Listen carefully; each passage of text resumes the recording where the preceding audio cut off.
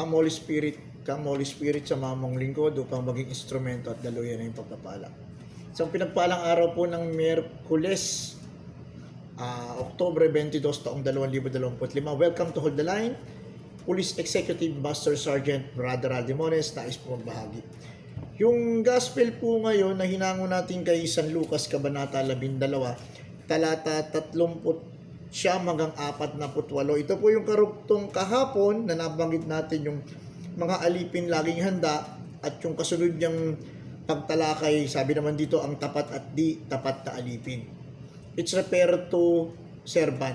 Yung pagdating ba ng kanyang amo, aabutan itong tapat o hindi mabuting katiwala. Pero dito tayo didiin, yung sa unang bahagi ng gospel. Sabi dito sa 39, sinasabi ko sa inyo, kung alam lamang ng may-ari ng bahay kung anong oras darating ang magnanakaw, hindi niya pababayaan makapasok ito. Kaya man ay dapat na humanda, sapagkat darating ang anak ng tao sa oras na hindi nyo inaasahan.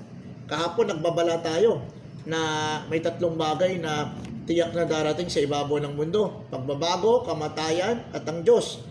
Kaya prepare tayo dahil hindi natin alam kung kailan darating itong mga bagay na ito. Pero this time, kapatid, pagdiinan natin yung salitang magnanakaw. Kung alam lang daw ng may-ari ng bahay na papasok itong magnanakaw, maghahanda siya. Ganun din, yung paghahari ng ating Panginoon o yung pagdating niya, dapat always prepare tayo magnanakaw.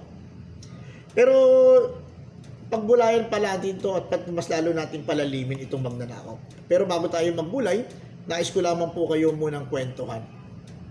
Minsan daw nag-contest itong 3 bansa na magagaling, ang Amerika, ang Japan, at ang Pilipinas. Siyempre, ano po itong contest na to? Pagalingan sa kanilang ginawang robot. At ang category, gagawa ang isang bansa ng isang robot na pulis o Robocop at ilalabas ito at titignan kung gaano kagaling ito sa crime prevention and crime solution. Alam mo, unang naglabas ng robot, ang Amerika.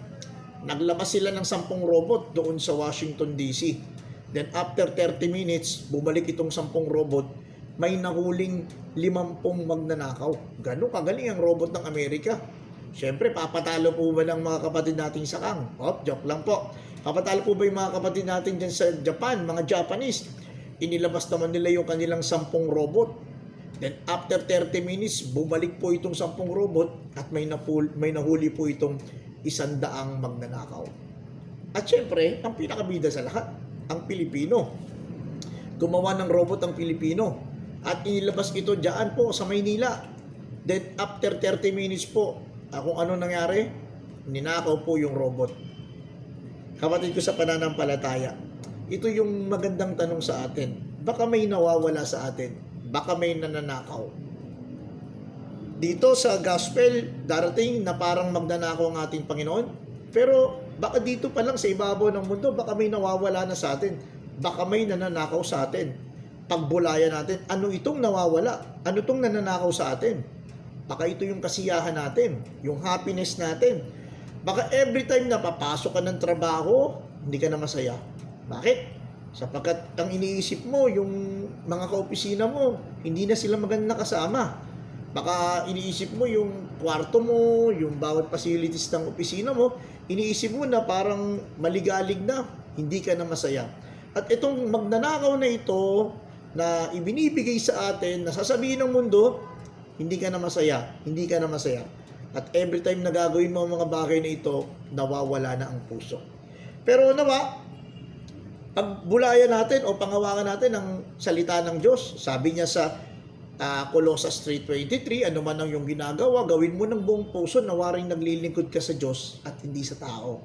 Dapat pala in every time na papasok ka sa opisina o kung saan lugar ka man pupunta, babalik ka sa iyong tahanan, maglilingkod ka sa gawain, pupunta ka sa isang lugar o maghuhugas ka ng plato, whatever you will do, offer it for the glory of God at makita mo, maging kaaya-aya ito, magiging isang pagpupuri at pagsamba sa ating Diyos na buhay. Magnanakaw, baka may nawawala. Ang unang nawawala, baka ang kasiyahan natin. Second is, check natin. Baka yung mga taong mahal natin, baka wala na. Baka andar tayo ng andar, Abante tayo ng abante, nakakalimutan natin, may naiiwan na pala. Op, check. Tingin sa paligid. Accounting tayo. Same pa rin ba ang number ng pamilya? Same pa rin ba ang number ng community? Same pa rin ba ang number ng opisina? Baka may naiiwan. Baka may nahuhuli. Baka sumusobra na ang takbo mo, nakakalimutan mo, may mga tao pa palang nakasunod sa iyo. Asaan si bunso? Asan si ate? Asan si kuya? Yung mga mahal mo sa buhay. Nasaan si nanay? Nasaan si tatay? Baka ang layo na ng agwat. Baka hindi na natin sila nakakamusta. Baka sa community, baka masyado ka nang magaling. Baka nakakalimutan mo may mga maliliit ka pang kasama na dapat natin i-reach out. The least, the last, and the lost. Balikan natin. Sit-rep tayo. Situation report. Baka may naiiwan. Baka may nawawala. Baka may nananakaw. Baka may mga tupa si Kristo na dapat sineshepherd mo pero naagaw na pala ng kalaban. Bakit? Because we failed to supervise. We failed to check. Tingnan natin. Pamilya, mahal natin sa buhay, baka nananakaw din. And then the third, pinakamabigat, is our soul. Ito yung pinaka nakakatakot. Ganun din ang mangyari sa atin pag dumating ang magnanakaw. Kaluluwa natin ang naagaw ng kalaban. Bakit? Sapagkat hindi tayo naging mabuting alipin. Naging masama tayong alipin. Hindi natin ginawa kung ano yung pinag-uutos ng ating Panginoon. Bakit? Mag-iisip tayo na sasabihin natin, hindi pa naman darating ang Panginoon. Hindi pa naman darating, saka na. Eh hindi natin alam darating pala siya. Sa gabi, sa madaling araw, na kung saan nag-iinom tayo, na kung saan nagpapakasasa tayo, na kung saan pariwara tayo, nakalimutan natin, darating na pala ang pag-ukom. Checkin natin ang puso natin, checkin natin ang kaluluwa natin. Baka nasa kasalanan tayo. Pero ito kagandahan, it is not too late. Hindi pa uli ang lahat. Kailangan lang natin pagbulayan. Repent. Pagsisihan. Then talikdan ang ating mga kasalanan. At pakita mo, dirigin tayo ng ating Panginoon. Papakinggan tayo. Sa araw na to kapatid, check. Baka may nananakaw. Ang kasiyahan, ang pamilya o ang mahal sa buhay, mga tao nakapaligid. O baka ang kaluluwa natin nakukuha na ng kalaban. Let's pray. The Father, Son, the Holy Spirit. Amen. Lord, thank you sa paalala mo na kailangan namin maging prepare. At ang unang hakbang sa preparasyon is our heart. Lord, patawarin mo kami sa aming mga pagkukulang, sa aming mga pagkakasala, sa mga panahon na nagduda kami, sa mga panahon na nag-agam-agam kami. Pero Lord, alam namin you are in control. You are the God who will provide, a God of restoration, a God who will heal, a providing God. Ikaw na pong bahala, Panginoon, ano man pong panalangin na aking kapatid. Ikaw na pong bahala, Panginoon. Bantayan mo po ang aming mga puso, ang aming mga kaluluwa. Samahan mo po kami. And sinusuko na po namin ang lahat ng ito na may pagpupuri po salamat sa matamis sa pangalan ni Jesus, aming Panginoon. Amen and amen. Father, Son, the Holy Spirit. Amen.